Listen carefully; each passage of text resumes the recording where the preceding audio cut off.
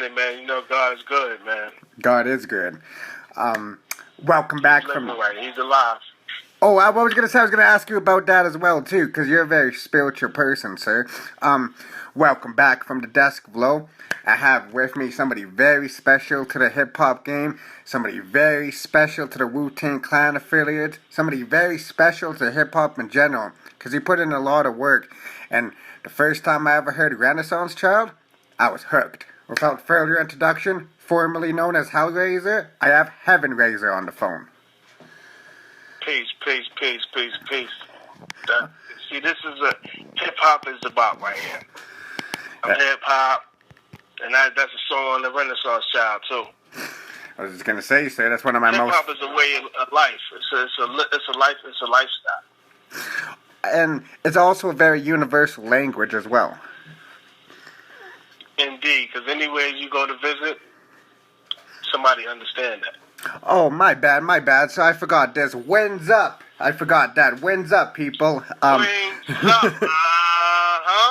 I was curious, Heaven Raiser, where did that come from? What, the Heaven Raiser name? No. I know where that came from. The When's Up. The Wings Up is something I used. I created it. It's like a angelic way of saying what's up. Okay, yeah. Because I was gonna say that's how the angels communicate with each other. Instead of saying what's up, we say wings up. Oh, okay. It very fits in with your name too. I like that. Because that's when the beginning of the Razah, the messenger of God. You know what I'm saying? So in the beginning of that era, that's when all that was put. See, I was planting the seeds in the whole time from the beginning, and I started with the Renaissance Child. The Renaissance is a rebirth. Now I was letting you know when I dropped that album, I'm gonna rebirth myself from there, and it started from there, and because from the beginning, I always was having a Hellraiser. That was the whole concept to me from the beginning when I first started. And the part of making it, presentable was the hard part, to make people be able to understand that. And there was two sides to me the whole time. Yeah, because even within your music too, you can tell that you were a very spiritual person, and outside your original name, Hellraiser too, you also shed a lot of positivity with the good spirituality too. That's what I love about your music too. It's because that you don't waste your lyrics. You never hear Heaven Raiser rap over other people's beats because you said that's wasting your lyrics, and you actually take pride in your lyrics. You're supposed to. It's an art. It's an art. And anything artistic or something you're going to present to somebody, you should definitely take pride in that. It's just something you should be careful presenting with before you even do it. Now, I was curious, Heaven Raiser, too. Where did all of this spirituality awakening happen? Did you grow up in a very spiritual household, sir, or it wasn't until later in your teen years? I think I explained it in a song, but I'm going to re-say it. My spiritual side of me comes from my mother. Okay. Definitely. And that's my mom's side of me. And then the other side of me was my father's side of me. And that's the music. That's where the music and the poetry and all that stuff came to that. And my style and everything. That the old jazz, because that's what I grew up listening to. And that's why I would to do a project jazz. That's what I was saying with stuff like that. Yeah. Anybody in my neighborhood or anybody would know, oh yes, that's my father was he was the little one that I used to be the little one that was in the back seat all the time. And now I'm a grown man. Life is so interesting, Do you ever look back and still have memories from when you first started all the way up until now, and certain memories sticking out with you, maybe the release for Razor's Ladder, or maybe even the release for The Last Shelby Shell? Because I understand that you were handpicked by the Razah when you were 14 years old, sir? Yeah, I was mad young. I was a little kid. I was really young, and I signed when I was 17. Oh wow, jeez, I was still in school when. But see, I grew up. My older brother was the first rapper that I grew up in the house with, and that's how I learned how to do the shit. And once I learned, I figured that out.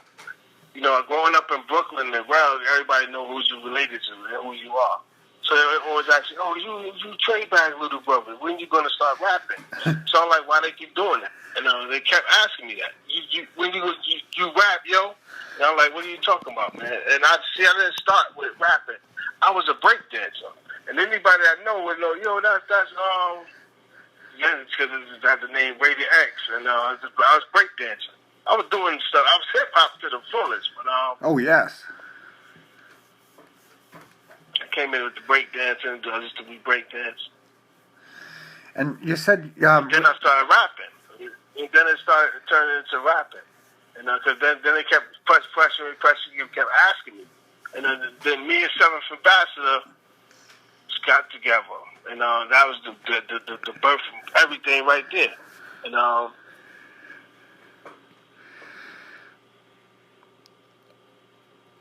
sorry, sir. the stuff. Yeah. We started with the stuff then. Like I was mad young. I was like really young. At that time, that was a long time ago, you know. Yeah. But it's like right now we're in 2019. It's different, and but time is moving right now. So you better take advantage of your time and don't take it for granted. Yeah, that's a fact right there too, because you've been on the go since your career too. Like even with Spiritual Scarface. Oh, I love that album. Oh, that's one of my favorites by you too. You still have your foot on the pedal from being a young child. At other people asking you, when are you gonna start rapping? When are you gonna start rapping? When you actually did start rapping, what did they say? They're like, "Wow, you really nice," or did they tell you like, maybe you should work on it? They told me I was for the future. Oh wow! The name of my group was called The Last Future. Me and Seventh Ambassador was a group called The Last Future. I was that time I was rated X. And then went from Rated X to the that's when I started that horrorcore season came. Yeah. And then we was battling a lot of rappers in that season. So then it started with yo, you to Hellraiser. And I'm like, So then when on No Love But I Hate, I said, I be the lawbreaker, life or death taker, heaven raiser, trader, eliminator, wicked disintegrator, lyrical earthquaker, absorb me, shining light is mandatory. So when I was already planting the seed on No Love But I Hate about the heaven raiser was coming. And then that's when it came around, and it was so like 2007. 2007 I was working really hard. Oh yeah. I put together I put the Razor's Ladder together. I dropped Razor's Ladder and Renaissance Child that same year. Yeah, because they were both in the same year, I remember. Yeah, that was 2007. That was my run for 2007 right there. You know, you worked with somebody in my top 5, and he actually appeared on the show, and it's one of my most favorite songs by you two. It's called Halo, featuring Crooked Eye. How did you meet Crooked, sir? Me and Crooked got together from when I was doing Razor's Ladder, because the producers linked us together, and we got started from there. And then when I used to live in the West Coast a while ago, when we was doing the Sunz album, that was like 98. That was like 98. So I used to live out there, and that's my brother right there. You know what I'm saying? Like I fucks to him, and he was always 100. He kept it thorough. Oh yes. Yes, yes. And he's nice too. Yeah, and so we got it like bananas. You know. Shout out to Crook if you're listening. Razor's Ladder like one of my favorite albums. I ain't gonna front. That's that there, and the Renaissance Child. But the Heaven Razor, that's just like putting those two albums together in one album, but it's like the heavyweights. That's what that blows me away. Like, take me on a journey, and all that. Those are seeds I was planting since 2004 sometime. Oh wow, that's like wow. Yeah, I was starting to get ready and doing the features just was doing things. Then me and Fourth Disciple dropped. That's another one of my favorite albums. Oh yeah, Freedom of Speech. Yes, that Freedom of Speech is crazy. And that's one of my favorite music right there. Oh, High Science. Crazy. Whew. I play that on the regular High Science. Yeah. Got a good ear. What's the science behind that? Mm-hmm. Now, see. You know good music. That's what I'm talking about right there. See? Oh, trust me, the first time, when I first heard of you, I was bumping that Renaissance Child, because I actually had it on CD, and my older cousin walked in on me, and he's like, "Are you listening to Sons of Man?" I'm like, "No, I'm listening to Hellraiser," and I showed him the CD, and he's like, you know this guy's part of a group called Sons of Man?" And I was like, "Can you put me on?" And he handed me the CD of The Last Shall Be Shall. And when I first heard you on Cold, I was like, Jesus Christ, man, this guy gets better with time.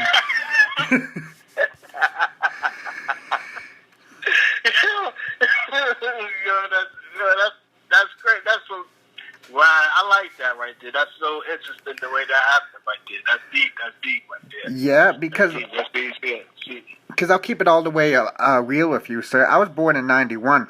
So back in the 90s, like I missed out on almost like all of the golden era. It wasn't until like the early 2000s, like 2000, 2001, when I actually started getting into rap. And I remember the first time I ever heard Wu-Tang, and I went on this rabbit hole because Raekwon's only built for Cuban links. Then I started finding people like Method Man, Wu-Syndicate, You. It just like one big rabbit hole from there. But what really stuck out though was that Renaissance Child, because I will always remember that album before anything. Thank you, man, because I put a lot of work into that. That like for real. That's like. Every time that. Oh, go ahead, sir. Sorry to cut you off. Well, every time that comes back to me, it's amazing because it takes me back to it was all the work that I was doing at that time. Yeah, because took a lot of sacrifice at that season. Sacrifices left and right to create that. Did that Renaissance Child have a DVD with it too, like a limited edition DVD with the actual cover? Yeah, the Razor Code. Okay. Yeah, the Razor Code. I remember that. Renaissance. The Razor Code was in the with the CD. Yes, sir. I remember that too because there was only 100,000 copies. Yes. Wow. Yes. Whoa. Wow, you took me back to my... Oh, wow. Yes, that was the marketing plan for that. Wow.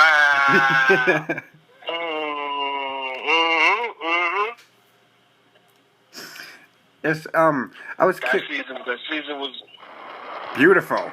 Yes, for hip-hop was crazy at that time. Yeah, because like that was in the transition where trap is really starting to come out, I realized too, and like lyricalism, I don't really like when people say lyricalism died because it never really died. It just went underground. Even like when you said on Birdie Live, you don't want us up here? Okay, we'll just go write raps in the undergrounds on our tombstones and our coffins. I was like, when I heard that, I was like, Jesus Christ, that's deep. But yeah, that's how much it got annoying, though. You know what I'm saying? Like they was pushing it. It's like you come with something different, they push it underground. Yeah, I realized that. Okay, so that's what they're gonna do with it. That's what they're gonna do with it. So you wasted. If you got the big high hopes of my song and it played on the radio, be prepared for a big disappointment. Yeah, but you're gonna get the first thing they're gonna tell you is that you don't sound like someone. You don't sound like this and this and this and that, or they're looking for this kind of sound. So now that's going to change up your whole originality, because now you got to sit there and go, oh, they only saying this like how you said that they want the trap music. So now if you got any kind of other music, if you don't got that, they ain't playing. So now you got to revamp your whole plan and do it again. And then you got to come back doing something that you didn't plan to do the first time. And see, that's where it becomes a decision on what you want to do. You want to be original, it's going to cost you. Yeah, that's very true. It's going to cost you, but it's worth it. It's worth it. It's worth it. But it's going to cost you. That's why I said for a Renaissance, I took a lot of sacrifices. But it was worth it. I had to turn this, no, because I was like, man, I'm squeezing something right here. I ain't doing nothing to some fast, stupid move and mess that up, and then something mess this up. No, I'm not doing it. And then when I see the benefits from looking at it now, I was like, okay, it was worth doing it. Because I had a lot of focus, I had a lot of concentration went into creating that. Yes, you could definitely tell. Like a lot of thought process and planning went into that album. It did. A lot of people too, when they gravitate towards your music too, a lot of people always ask you the most obvious questions. I noticed, like, how was it working with ODB and Earth, Wind and Fire? But I was mostly curious about on what's like working with Tragedy Khadafi. That's pressure, because you gotta go. That's Juice Crew. Exactly, and there's not going to be no getting in there and just doing any old thing and think that's going to get on the song with them. That's not going to happen. And can you remember? So you're going to have to do some serious work for that. The first time you ever met Traj, can you was that in the 90s or early 2000s, sir? That was about because I'm born and raised in Brooklyn, New York City, Project Brooklyn, but I used to live in Queens sometimes. Okay. So when I was living in Queens, like it was parts of Queens I lived in, like left, right, not left, right. I didn't live in left, right. My brother lives in left, right, and I used to be with him all the time. I'd go out to left, right city to be with him. So I was in left, right city, Queens with my brother all the time. And then I was in Far Rockaway, Queens. Okay. So once I got out there, once I was in like the Far Rockaway and everything, then I think that was in what's part of the OV? I think it was called Ocean Village. I ran into Traj out there, and because the kids around there used to tell me about they used to tell me about him being over there. So but I never seen him. So they said, you be out here, right? Boom, boom, boom, boom. Like you know. For the Juice Crew. Tragedy Khadafi be out here. I'm like, oh, word. So one day, I'm like, shit, that'd be crazy. Like, Arrest the President is my shit. He's the drug dealer. He was going, whoo. That's crazy right there. And, so that's why, like, he lives out here, he be out here, so I'm like, I would love to meet him. So I walked through there, so I had to walk to the building, and who's standing there was calling somebody out the window, and I look, and I'm like, holy shit. So I'm like, I couldn't believe these niggas wasn't lying. And I couldn't even believe it. I'm like, wow, oh. So then I said, what's up, peace, boom, boom. Because we started kicking it. We started talking for a mad long. We was standing there, building, talking. And then this had to be around 2008, this was. Oh, wow. William Cooper, Booth, William Cooper, in the Black Market Militia, from the Black Market Militia, William Cooper came around with Traj, and him and Traj with Priest. Me, Priest, and Timbo was always together. We was doing the Maccabees, so we was always together. So that seed we was always Boom. So then Booth came, William Cooper came with Trash. And when they came, then that's was the and Dreddy Cougar. Dreddy Cougar was there. Dreddy Cougar.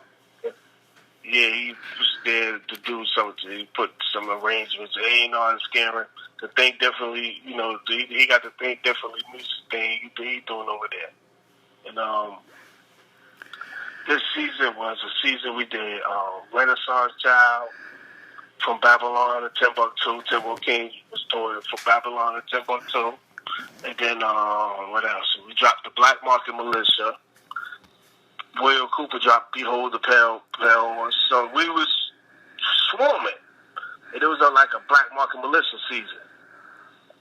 Yeah, because even Welcome to Red Hook Houses, too. That was around the same area, too, around 2008, too. It was entirely produced by... that, you just reminded me the connection, too.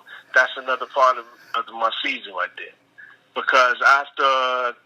What was that? That's 2000. That was 2008. Right? Yes, sir.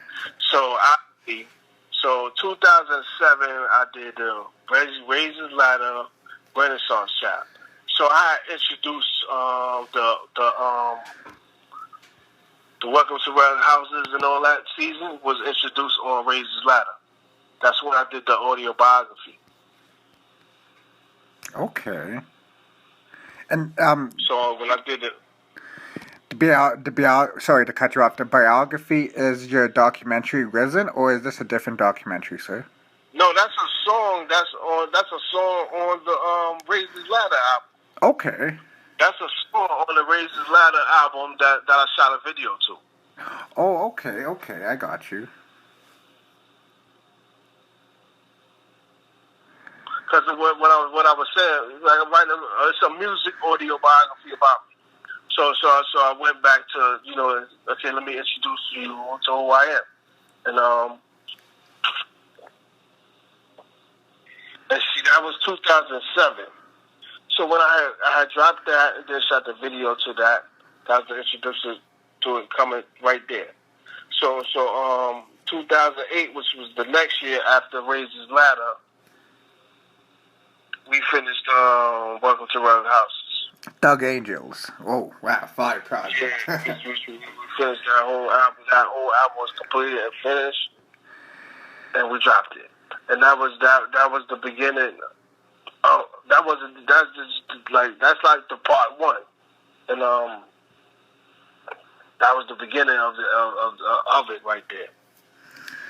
And because I noticed too, like you like to try to make all of your bodies of work connect to one another. Now, after Red Hook House, and would you say your other release was Ultrasounds of the Renaissance Child, sir? Because that was in 2008 as well. That was the beginning of me letting you know I'm going to take you before all of this now.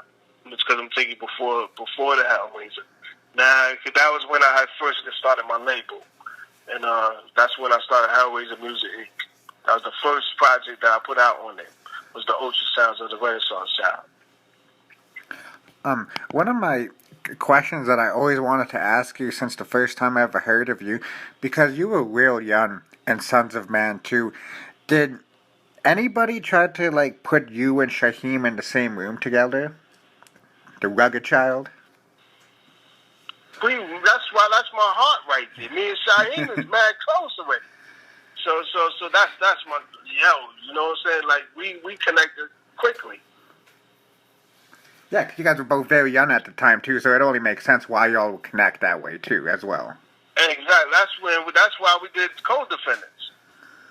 Okay, yeah, because I know you guys have a few songs together out there.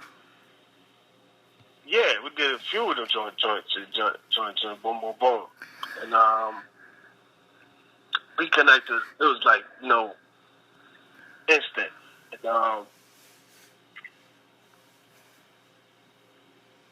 I was curious too because you have a vast discography, like so much work out there. When you perform live, how do you choose what Heaven Razor wants to perform? I'm curious on that. Depending on the crowd, who I'm performing for. Okay. Okay, that totally makes sense. Have you ever performed The Renaissance Child or maybe even Heaven Raiser full in its entirety? Like something like how Jay does with Reasonable Doubt? Wow, I never even thought of that. And that's interesting. That's an interesting idea. And I think I like the idea. It sounds very, wow. Thank you for that. That's a good one. Woo!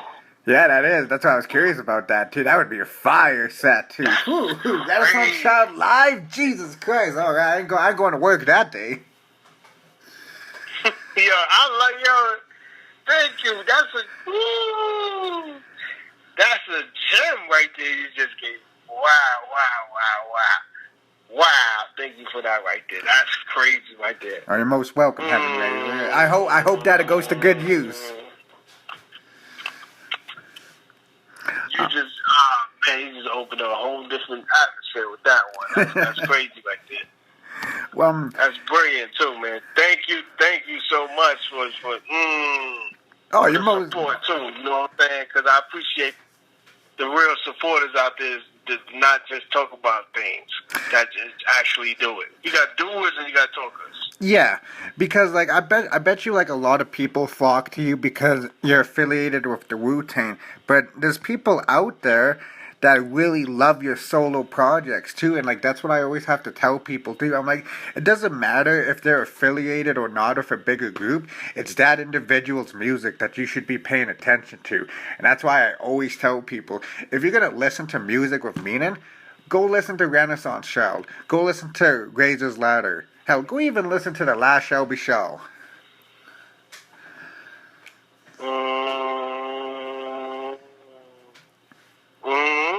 And see, that last Shelby first album was like, I understand too. I know you said too, like people, when they hear your music, don't expect it to hear it on the radio or things like that. But that Sons of Man album went 20 on the Billboard Hot 100. Let's get that straight, people. That album was fire and it charted. We decided that if we're gonna do something radio, we're gonna do radio, and it's not gonna play no games. Like we did our radio song was Shining Star with Earth, Wind and Fire, Wyclef, and Old Dirty Bastard. That was our radio song. Okay, yeah, because I noticed too that's the one that you guys really flock to as well. Like the one people, when I say flock to too, I say that's like the song that got a lot of people onto the Sons of Man who were in '98 and tuned into the hip hop.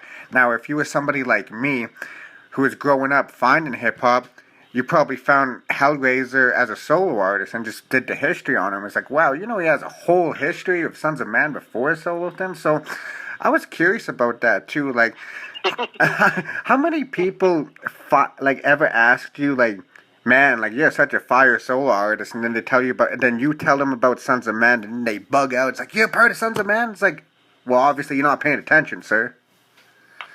You know what it is? That happens depending on their ages. Okay. Because it's sometimes like now the kids is the ones that talk about the music and they rap and do the day now. So they're either know like, oh, my dad always listening to your music, or it's like it's different now, and it be buzzing me out that it's like that. I'm like, wow, that's crazy, and the new listeners to the music don't know, and it's kind of sad when you see it, but it's not their fault because the way it was taken over. And see, that's why a certain season came. Now, it takes me to hip-hop, period. It takes me to where the gangster rap converted. Now I said hip-hop is dead. So I'm looking, I'm like, okay, I see how everything was happening, everybody was seeing. So what happened was, after the gangster shit killed people, they wanted to change it now. So now, they want to change it. So then all the songs became hip hop was a rapper with a singer on it. So if you had a singer on it and it was a rap on it, that was considered hip hop. Yeah. I realized that So too. then what happened was what started happening was once that started happening, and then the radio was only playing those kind of songs. So now everybody's music became independent. So it was like nobody was doing that. So then you had to be out there doing stuff with it. So this when CD boxes was opened up and pressed up, and then he was out there with like that. And the music changed when that started. Then it got digital. Then digital season started coming. Yeah. So then once it's like start talking about the MP3s, boom, boom, boom, boom, boom. So then once that started happening, music started changing. Yeah, that's very true. That's where the trap started coming. The type of albums sound different sounds that came out on CDs than ones that came out on MP3s. They even re-released those albums now to the digital version and shit like that. And that's deep. That is. Because, like, when you said that, too, it really made me think about me growing up and finding music, because around the early 2000s, like, when Nas was saying hip-hop is dead, I noticed that's when, like, the urge of the digital age was coming around, because I remember in 2004, 2003, I had to go to a record store and look for all of these old albums on CD as opposed to just finding it online digital too, because there was a lot of yes. And then check it out when they was cassette tapes. Remember, everything was on cassettes.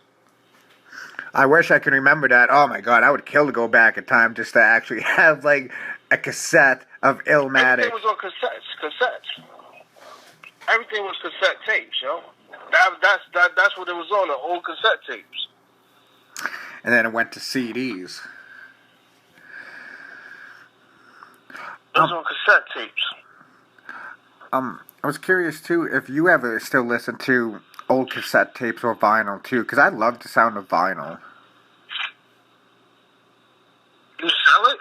No, I love the sound of vinyl, because I notice vinyl has a very different sound. Vinyl got you know what? That's the best sound of music you're going to listen to. That's a fact. It's on vinyl. I don't know what it is. It just has a totally it's on vinyl. different... The best music you will listen to is on vinyl. It's going to be on vinyl. I was curious too on if you ever still listen to vinyl or old cassettes, sir. Mm-hmm. Remember, everything come in on them. They came on 45s, the old 45s. Oh wow! Those are small vinyls. Yeah, I remember those. Those are small vinyls. You have to put that yellow thing on top of the needle, in the middle of the needle, to hold the record from jiggling too much, because it was that light. Yeah. You had to hold something to hold it down so the needle could stay on and just play the record. And that was that took a lot of patience in that era. Yeah. For real.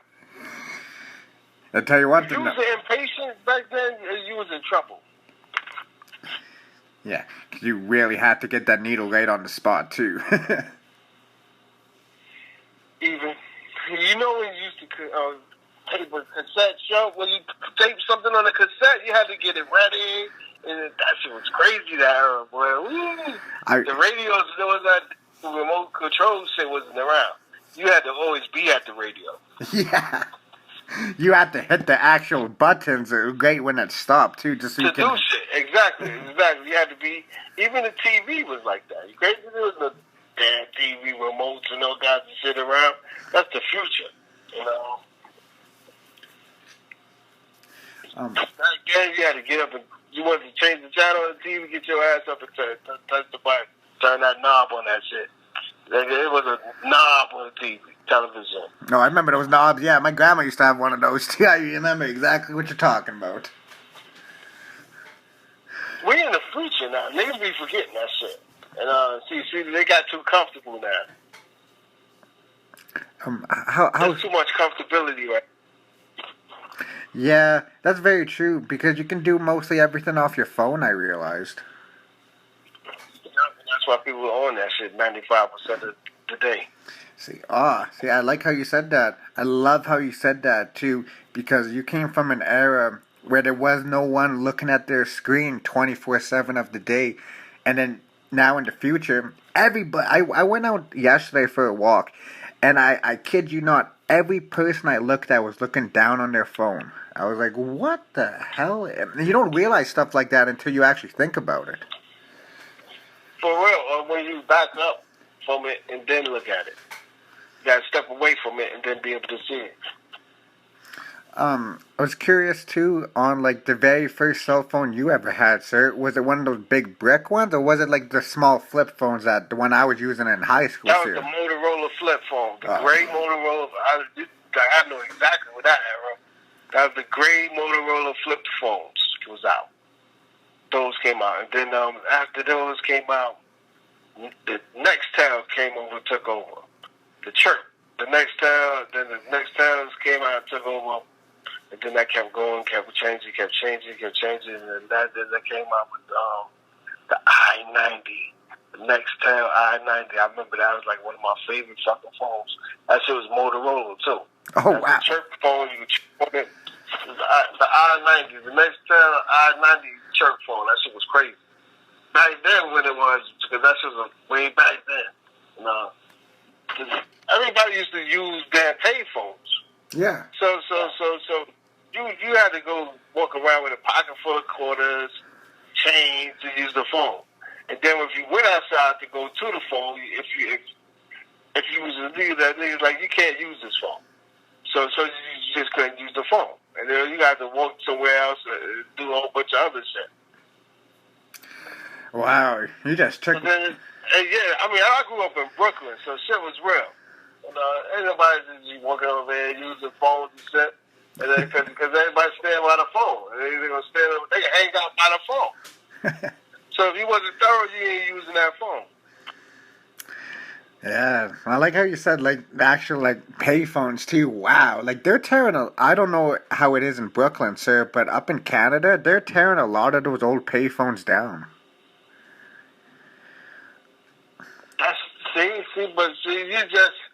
That's Canada is connected to kind of to everything in both ways.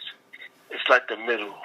It's the best. It's beautiful there, and it connects everything. It's just up north.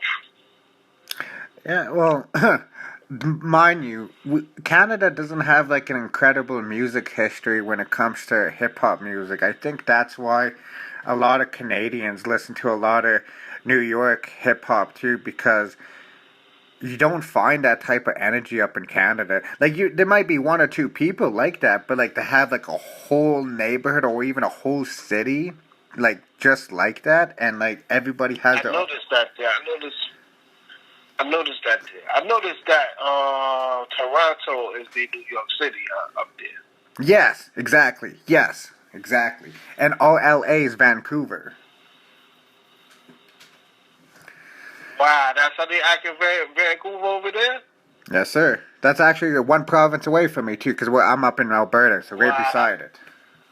So Vancouver act like LA, and Toronto be acting like New York City, huh? Yes, sir.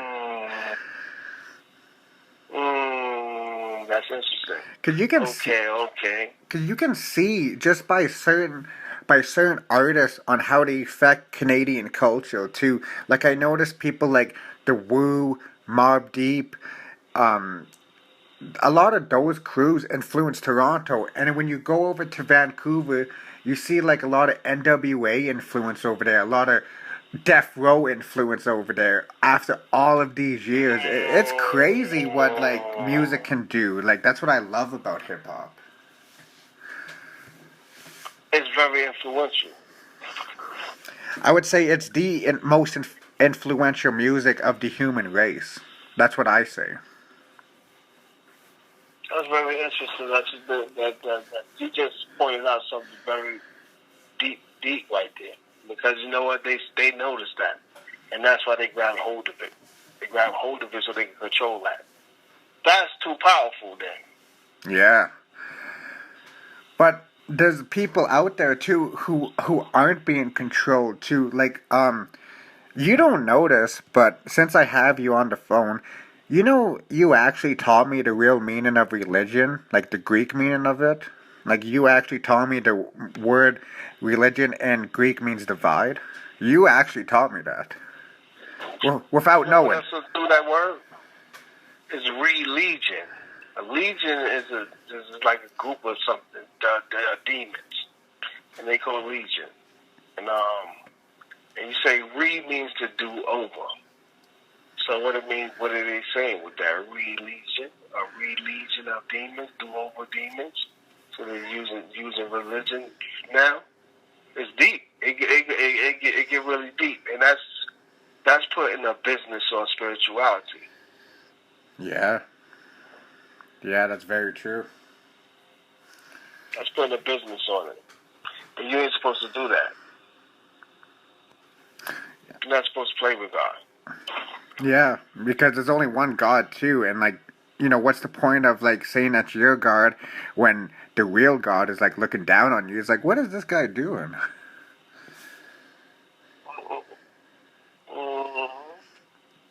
Would you say too?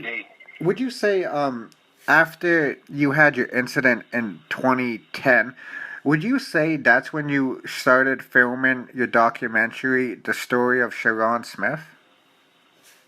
Yes, indeed. Okay. Yes, indeed.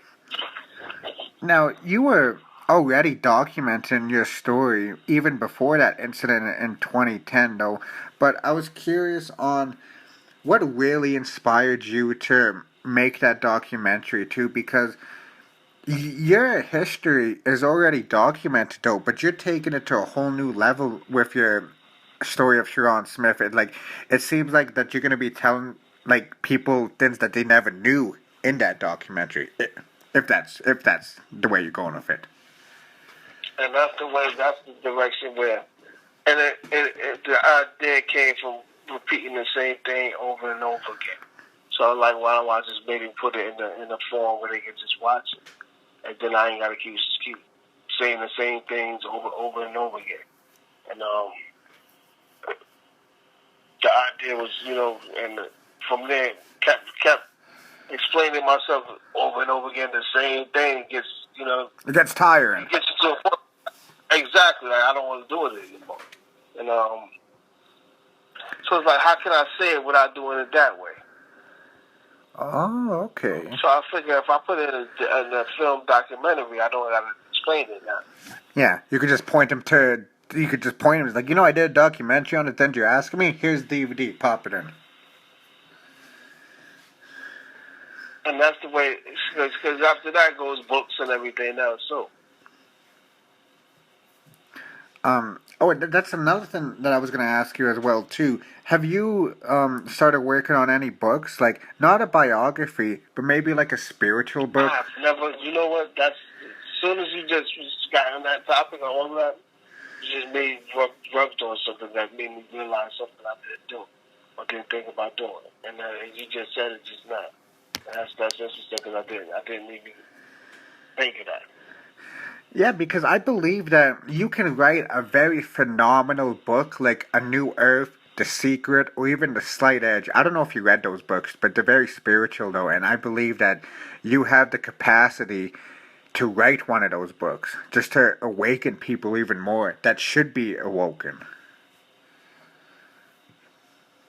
That's interesting. I think I like this idea. This is really heavy right there. You gave me some really good things to think about today. And you gotta stay. Now you gotta stay.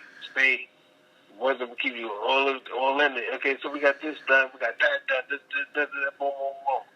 Mm-hmm. Yes, sir. Yeah, because like sometimes all it takes is just. Where you over in BC or what side you on? I'm in West, so I'm in Calgary, Alberta.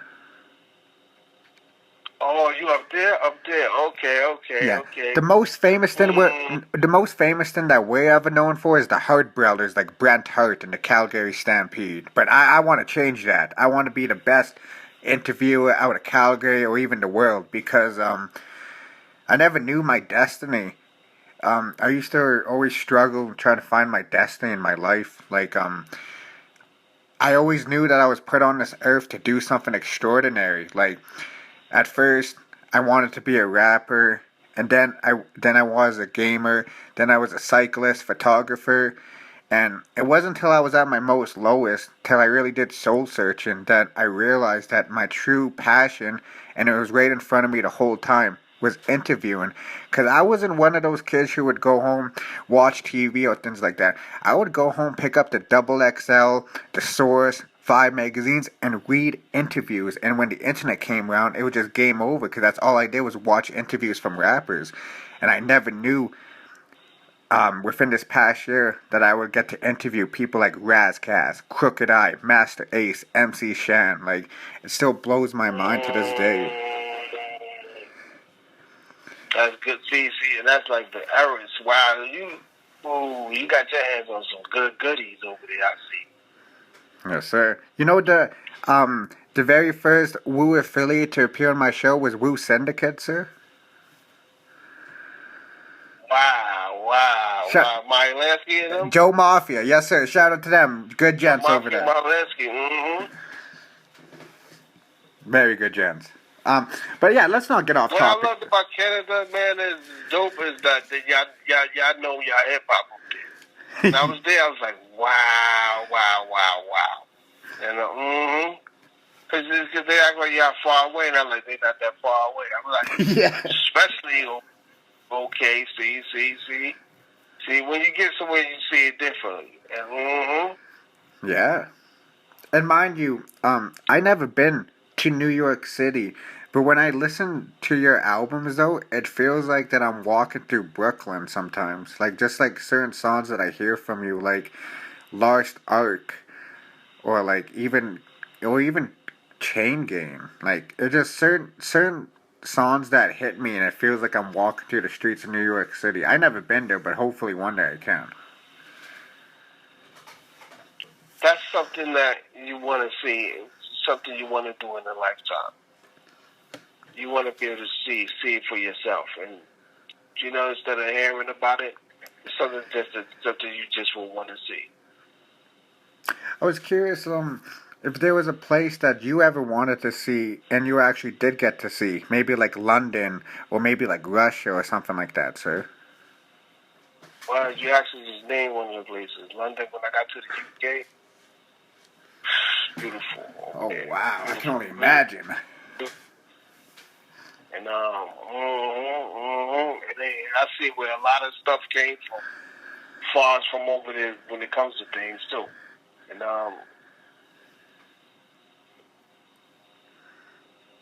Was that for music, Heaven Razah, or did you just go there for a personal trip? No, that was something I was doing for music. I was there for a tour. Okay. Oh, wow. So that must have made it even better, though, because you're doing something you love there, and you get to sightsee, too. That's exactly. You nailed it right on the head, because that was my first time over there. Oh, wow. And to see all that for the first time was, like, incredible. Yeah, because it's not something you see in the United States. It's like you're going over an ocean, and it's like, wow, like, this is, like, it really shows, like, where people, like, actually came from. Because most people, they're like, USA is the hero be-all, and people never want to travel. But I heard traveling can really open your eyes and give you more appreciation for life once you see these old architectures out there. That's true. And you see things differently when you do. Because everything you won't know will only be by hearsay. With that being said as well, too, since we're on the topic of music, can you give a little bit of background on this latest release that I'd be seeing, Occam's Razor? Is that fully new, or is there old joints on that project? Because I believe that's produced... That's new. That's new since... that goes back into 2007, too. I've been working on this. Oh, wow. Because, that's with Jordan River Banks from God's Wrath. Yeah. God's Wrath produced the Black Market Militia. God's Wrath produced Renaissance Child. God's Wrath produced Timbo King, Babylon Timbuktu. They did Color Ideas with Killer Priest. They did so many. They did the Offering. They did the Offering album for Killer Priest. God's Wrath. We were working with them for the longest. And that's with Jordan River Banks, and that's a new gem right there. That's a classic right there. I was gonna say, I was listening to tracks like Israel and Barber's Chair too, and it really gives me like, oh my God, that Israel That's track. hip hop, right? Yes, It's sir. like what happened? It's like what is everybody else listening to right now? I think it's I think they really need to go look it up. Cause man, it's crazy for real. Like for real. See what they did to the heads. yeah. All they know is what comes on the radio. And half the time, that don't even be making sense half the time. You know, if you say to them a SoundCloud, they'll look at you. What is that? Where? They'll say probably ask you, where is that? It's a damn app for your damn phone. Yeah. With all the music in it. Where is that? Do you think hip hop, like other genres, because I noticed hip hop doesn't have subgenres too. Like, you know how rock has like adrenaline rock, hardcore rock, but they just throw everything in the hip hop category. Like, do you think that sometimes hip hop should be categorized like, okay, this is lyricalism, this is trap, and then this is just for the radio? What makes it hip hop is that it can't be categorized. Okay. And see, that's when they started to put categories on it. Okay, this is conscious, this is gangsta. So now they try to claim it to be something. Because it didn't. The whole thing of being hip hop was because you wasn't doing what they told you to do. Yeah. So you was a rebel. It was a rebel. It was rebel music.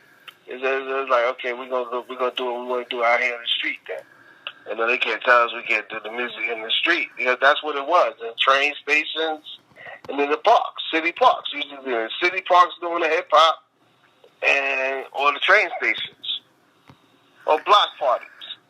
And then you couldn't do any of that kind of stuff in the neighborhood. If nobody liked you or respected you, they would fuck with you, and they will bother you and tell you gotta leave, and that you can't do nothing.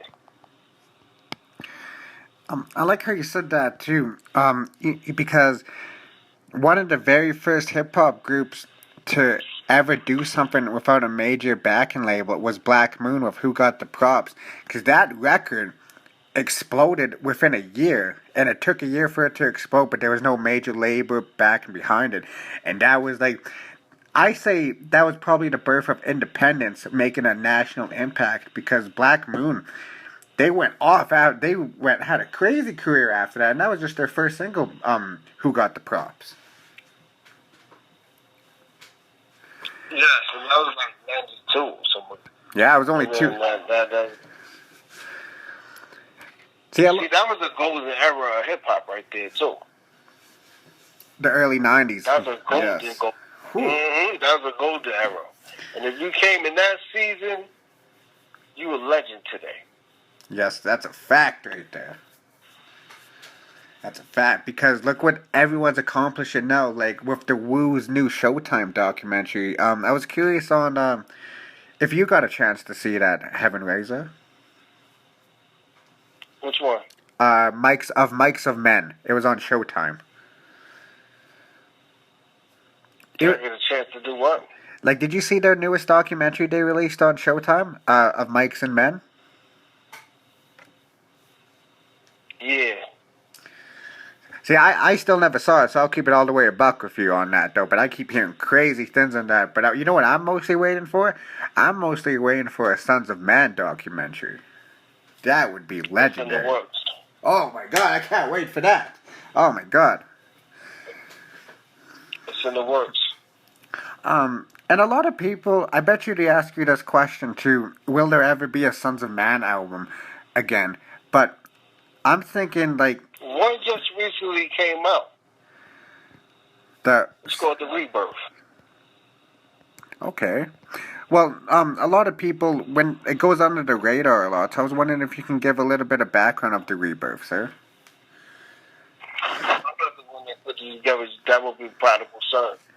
You will want to get wait for that. Okay. You know, you also, you worked with one of my past guests named Widowmaker. I was wondering, how did you ever find Widowmaker? That's my family right there. Grant and Gunner, salute. What's that, sir?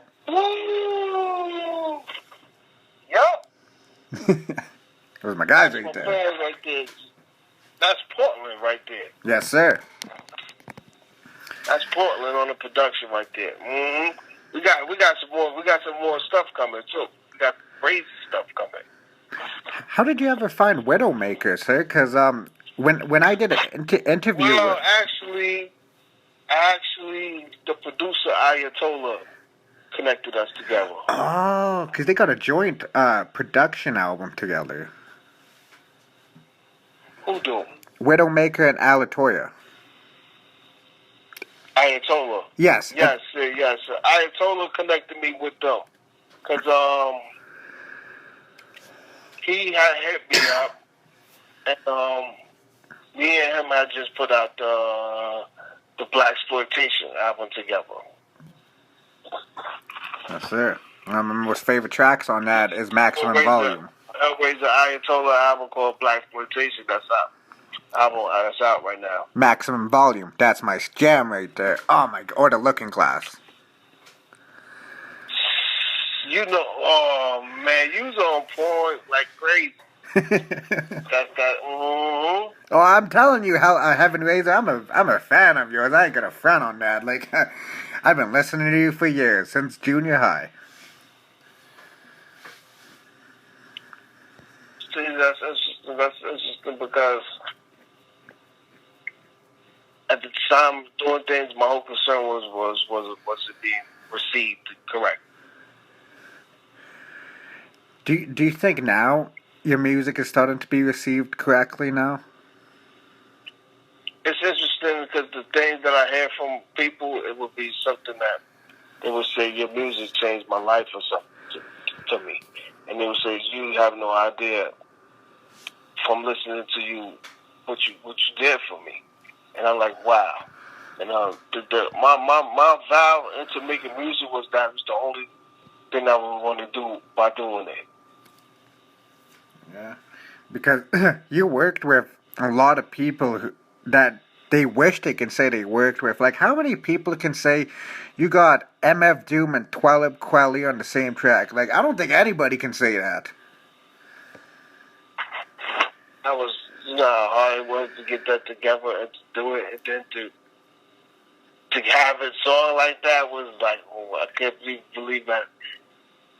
Got it completed. Like, that was bad work back then. And, but I had a good team with me with that season. So it was better for me to do things. And it was on the same frame of mind at the same time. And we all knew what we wanted to do with the album. And we did it. Do you have any of your physical releases that you always keep just as a reminder for what you accomplished in life, sir? Or you don't like to have physical pieces of your own merchandise, sir? Nah, I actually do. I have Heaven Razor and Renaissance Shop, because that's the half of me are in both of those albums, and there's different parts of me in those albums. So I was going through so much things at that time. And my father just passed when I did Razor's Ladder. So that's another part of me right there. Razah's Ladder is an emotional time of my life right there when that happened. In that season, I was going through a lot. And that was that season. I lost my dad at that time. And I didn't even want to be bothered with music. And that's why that album was so like that. It's, you could see, when you hear it, you could tell, like, wow, this shit is deep. Yeah. So he was going through some shit. And then from there was the Renaissance sound. So I was doing those two things at the same time. I was doing Razah's Ladder and Renaissance sound at the same time. And I was already thinking this season, 2020, 2012 and shit coming, it's gonna be crazy. So I was already studying, I was talking about Barack Obama president in fucking the Heaven Raiser album. Yeah, I was gonna say, you said something about a black president in that album. I did, and he wasn't even president yet. They were still at George Bush season shit. George Bush was still around, and everything was scary, Bin Laden. Yeah, I remember that. Yeah. You know, when 9/11 happened, when we were all in, I was in, I think it was in grade 5 or 6, they pulled us all into the gym and made us watch, like, the aftermath of it. I still remember that to this day. Because we honestly thought, like, the world was going to end. But that's like the ultimate MK Ultra damn tactic. War tactic right there. They played a lot of mind games with shit when they did that. Yeah. Lots of shit was happening. They did a quickie. And if y'all don't know what me and Heaven Rays are talking about, just do some research on 9/11 because it's not what y'all think. Y'all really have to do some research on that incident. And the real deal, Holyfield, about that is there was some gold and shit underneath that damn shit. So that was a robbery that went down.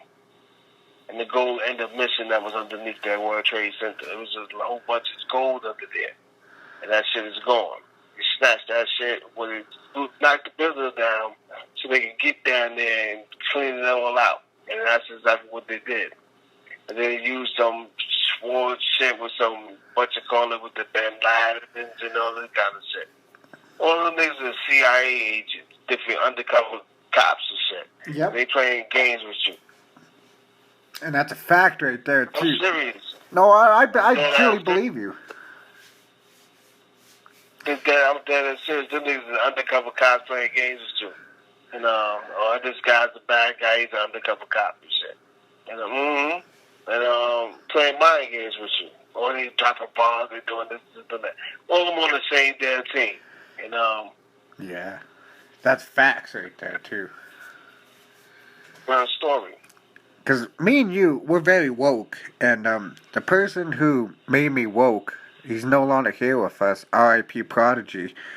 He made me do my research on some of the things he was talking about, like the Illuminati and things like that. Because I never heard of that before. And then when, like I said, when I was discovering Wu and Mobb Deep, that one line by Prodigy always stuck up. I'm like, well, let me just check what this is about.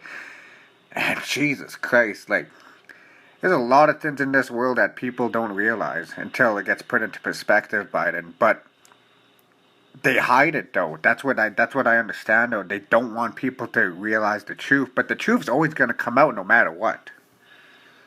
And it has to come out. It's got to come out because everybody believing in lies. I was curious, too, Heaven Razor, too. This is a question that I ask all of my guests at the end of each interview. And the reason why I ask this question is because nobody can ever answer this question the same. And you seem like a very perfect individual to ask this question to. What's up? Do you have any words for somebody in a dark place trying to see the light? Trying to see the light? Yeah, like they're in a dark place and they can't see a way out, but they're just looking for that little bit of light to get their way out. It could be emotionally, it could be physically, mentally.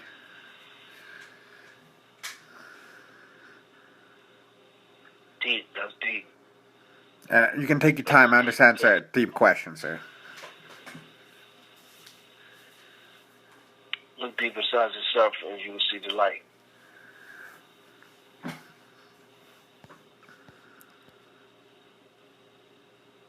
Say that one more time, sir. Look deep in yourself and you will see the light. Because sometimes that's all it takes is a little bit of soul searching just to find who you are and see the light inside. Everything else is an illusion. You know... Everything out of that is an illusion. You know, I like how you said look deep inside yourself. Because when I was in a dark place, you know what I did? I looked deep down inside myself and I found a light. Close your eyes and just zone. That's what you do. And you won't even realize that the room is dark no more. Yeah. That's what I mean about looking into yourself. Just close your eyes and just relax and zone. Don't sit there and stress out about that shit. Close your eyes and then none of that darkness won't even matter. Because you won't even realize that it's there. Yeah, that's a fact right there. That's a fact. Because when you close your eyes and you really relax and just take everything in, you start to truly find yourself. Nothing don't matter. The light or darkness don't even matter. Okay. You can't see light when you like that. You can't see darkness like that. It doesn't matter. Oh, I see why you're saying it's an illusion now. Okay. Wow. That made me really think about something now. Wow. I think you dropped a gem on me for what? I'll be dropping gems. You dropped a gem on me. Wow. Made me really think about that. I am going to think about that later on today. You've been doing it to me, man. That's so funny. I was like that. I'm like, wow. I was not expecting that, though, but I'm glad I can drop a few gems on you, Heaven Razor. You already know, man. That's how we do, man. Thanks for having me. You know, we whacked it up. Chopping it up, which was wonderful. You know what I'm saying?